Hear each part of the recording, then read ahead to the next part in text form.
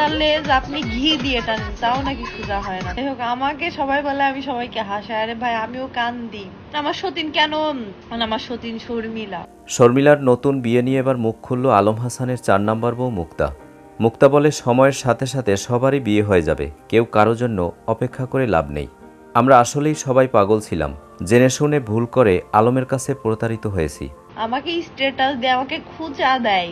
আমি যখন মানে বিবাহিত জীবনে ছিলাম, আমার হাজবেন্ডটার তো 2 দিন পর পর বোর্ড পাল্টানো স্বভাব। যাই হোক, তো তখন আমার সতীন, মানে আমার কত নম্বর সতীন, 1 2 3। সর্বশেষ শর্মিলাকে নিয়ে মুক্তা বলে, আমার সতীন অনেক ভালো মেয়ে ছিল। আমি যখন আলমের সাথে ছিলাম তখন দেখতাম শর্মিলা অনেক কান্না করত, আর এদিকে আলম হাসানও সবসময় খোঁচা দিয়ে কথা বলতো।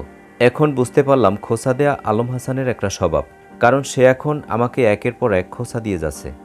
3 নম্বর সতীন, হ্যাঁ আমার 3 নম্বর সতীনকে নিয়ে আমার হাজবেন্ড স্ট্যাটাস দিত। আমি বুঝতাম না কেন ওর জলে আমার সতীন, কেন মানে আমার সতীন শর্মিলা কেন যে এত কান্নাকাটি করে, আবার হাসে আবার নাচে, ও কেন এইগুলা করে, এগুলো বুঝতাম না। এখন আমি বুঝতে পারছি যে কেন ও এত খেপে যেত ভাই।